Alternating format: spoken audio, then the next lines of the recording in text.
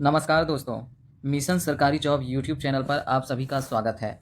आज हम लोग इतिहास के अंतर्गत एक महत्वपूर्ण टॉपिक सिंधु सभ्यता, जो कि सबसे ज़्यादा महत्वपूर्ण टॉपिक है। इस टॉपिक से हर एक एग्जाम में 1 या 2 प्रश्न अवश्य पूछे जाते हैं। इसका मैं पहला भाग वीडियो अपलोड कर चुका हूँ। जो लोग नहीं देखे हैं, मेरे चैनल पे जाके देख लें, प्लेलिस्ट में आपको मिल जाएगा। और उसका मैं आज भाग 2 लेकर आप लोगों के बीच आया हूँ। इसमें कुल 19 प्रश्न होंगे।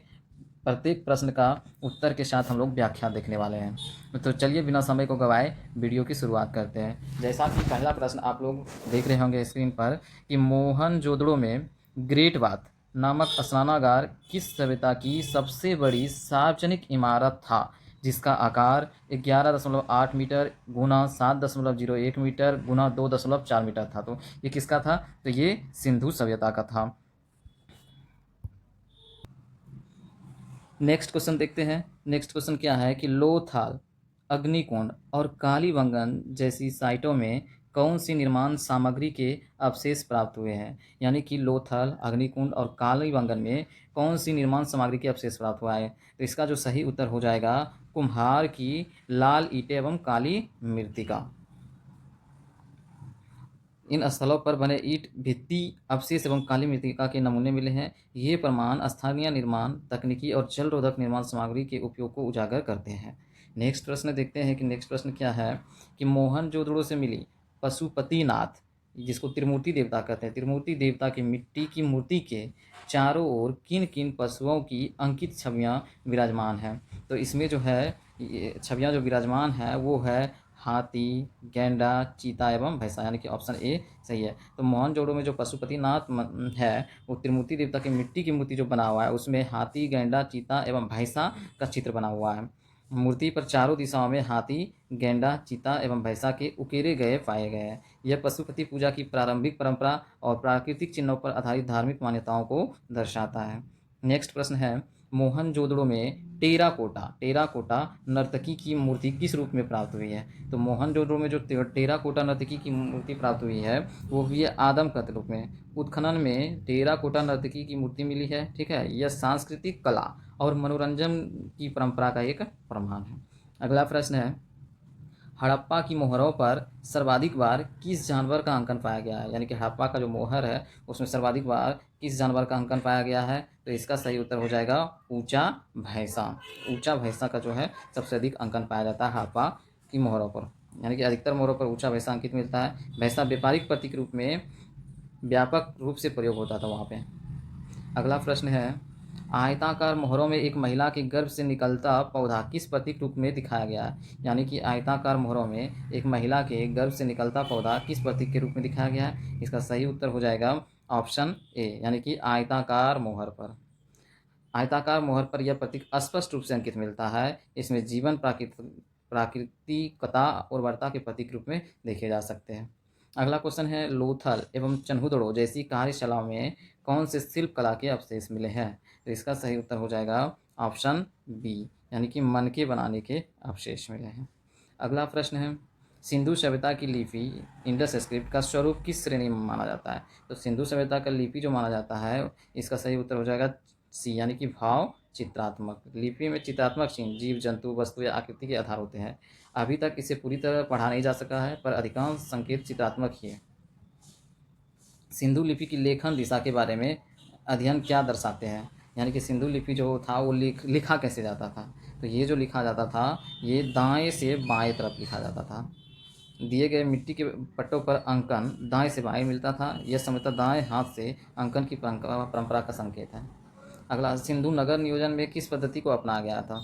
तो सिंधु नगर निगम में जो है ग्रिड पद्धति को अपनाया गया, चौकोर ग्रिड। शहरों को पूर्व नियोजित चौकोर ग्रिड पैटर्न में बांटा गया था। इसमें जल निकासी और यातायात की व्यवस्थाएं सुचारू रहती थी। अगला प्रश्न है सिंधु सभ्यता के घरों की खिड़कियां किस ओर खुलती थी? सड़क की ओर से बाहर या सड़क की ओर से अंदर, आंगन की ओर से बाहर या आंगन की ओर से अंदर? तो इसका सही उत्तर हो जाएगा ऑप्शन बी, सड़क की ओर से अंदर। अधिकांश घरों की खिड़कियां सड़क की ओर से अंदर की ओर खुलती थी। यह सुरक्षा और जलवायु नियंत्रण का संकेत है। अगला प्रश्न है सिंधु सभ्यता की प्रमुख धान्य फसलें कौन सी थी? तो सिंधु सभ्यता की प्रमुख धान्य फसलें कौन सी थी? क्या गेहूँ एवं जौ थी, या चावल और बाजरा थी, या जौ एवं बाजरा थी, या चावल एवं रागी? तो इसका सही उत्तर जो हो जाएगा ऑप्शन ए हो जाएगा। उत्खनन से प्राप्त अनाज दानों से गेहूं और जौ के प्रमाण मिले हैं। चावल की खेती के बाद काल में व्यापक हुई है। अगला क्वेश्चन है, सिंधु भाषी मिठास के लिए मुख्यतः किसका उपयोग करते थे? तो सिंधु भाषी मिठास के लिए क्या गुड़ का उपयोग करते थे, शहद का उपयोग करते थे, या खांड का उपयोग करते थे, या सूखे फल का? तो इसका सही उत्तर हो जाएगा ऑप्शन बी, शहद। सिंधु घाटी सभ्यता के लोग जो है मिठास के लिए शहद का उपयोग करते हैं। पुरातात्विक बर्तनों में शहद के अवशेष प्राप्त हुए, यानी पुराने जो बर्तन मिले हैं उसमें शहद के अवशेष प्राप्त हुए, या मीठे प्राथमिक स्रोत था। अगला प्रश्न है, रंगपुर और लोथल से प्राप्त चावल के अवशेषों का महत्व क्या दर्शाते हैं? तो रंगपुर और लोथल से प्राप्त चावल के अवशेषों का महत्व क्या दर्शाते हैं? क्या चावल की खेती नहीं थी, या फिर केवल बाजरा उगाया जाता था, या फिर चावल की प्रारंभिक खेती का प्रमाण, या चावल आयातित वस्तु था, कहीं और से मंगाया जाता था? इसका सही उत्तर हो जाएगा ऑप्शन सी, चावल का प्रारंभिक खेती का प्रमाण। यानी कि रंगपुर और लोथल से प्राप्त चावल के अवशेष का महत्व क्या होता है? चावल की प्रारंभिक खेती का प्रमाण दर्शाता है कि वहाँ पे सबसे शुरू में जो उगाया गया था वो चावल उगाया गया था। अगला प्रश्न देखते हैं, सिंधु सभ्यता में मिट्टी के हल के अवशेष किस स्थल से प्राप्त हुए हैं? तो ये जो मिले हैं, क्या लोथल से मिले हैं, चंदूरगढ़ से मिले हैं, बनवाली से, या हड़प्पा से? तो मिट्टी के हल कहाँ से प्राप्त हुए हैं? तो मिट्टी के हल जो मिले हैं ये बनवाली से मिले हैं। बनवाली स्थल पर मिट्टी के हल के मॉडल मिले हैं। यह कृषि प्रगति और पशुपालन के महत्व को दर्शाता है। अगला प्रश्न है, मेसोपोटामिया के अभिलेखों में मेलुहा शब्द से किस सभ्यता का बोध होता है? तो मेसोपोटामिया के अभिलेखों में मेलुहा शब्द का जो उपयोग किया जाता था ये सिंधु सभ्यता के लिए उपयोग किया गया था। इसका सही उत्तर क्या हो जाएगा? ऑप्शन बी, सिंधु सभ्यता। सुमेरियन या फिर मेसोपोटामिया की सभ्यता, सुमेरियन अभिलेखों में सिंधु घाटी को मेलुहा कहा जाता है, यानी कि वहाँ के किताब में सिंधु सभ्यता के बारे में क्या जिक्र था? मेलुहा था। यह प्रारंभिक विदेश व्यापार एवं संवाद का प्रमाण है। अगला प्रश्न है, सिंधु सभ्यता में भूमि परिवहन के प्रमुख साधन कौन से थे? तो सिंधु सभ्यता में भूमि परिवहन यानी कि एक जगह से दूसरे जगह जाने के लिए क्या उपयोग क्या करते थे वहाँ के लोग? 2 पहिया वाहन एवं 4 पहिया बैलगाड़ी या फिर भैंसा गाड़ी का उपयोग क्या करते थे वो लोग? इसका सही उत्तर क्या हो जाएगा? बी हो जाएगा। मोहरों एवं मॉडल से 2 और 4 पहिया बैलगाड़ी के प्रमाण मिलते हैं। ये साधन व्यापार एवं यातायात के लिए महत्वपूर्ण थे। अगला प्रश्न है, घोड़े के अवशेष सिंधु सभ्यता के किन स्थलों से प्राप्त हुए हैं? तो घोड़े के अवशेष जो है सिंधु सभ्यता के ये मिले हैं आपके लोथल, कालीबंगन एवं सरकोटाडा नामक स्थान से मिला है। 3 स्थलों से घोड़े के अवशेष प्राप्त हुए। ये सवारी और युद्धाभ्यास अभ्यास में घोड़ों के उपयोग का संकेत देता है। अगला प्रश्न है, संभवतः सिंधु सभ्यता का शासन किस वर्ग के हाथ में था? तो ये जो था सिंधु सभ्यता का शासन जो था ये पुजारी वर्ग के हाथ में था, यानी कि वहाँ का जो शासन था कौन चलाता था? पुजारी वर्ग चलाता था। वाणिज्यिक गतिविधि और मुद्रा प्रणाली में व्यापारी वर्ग की प्रमुख भूमिका थी, यानी कि वाणिज्यिक और व्यापार में व्यापारी वर्ग का था।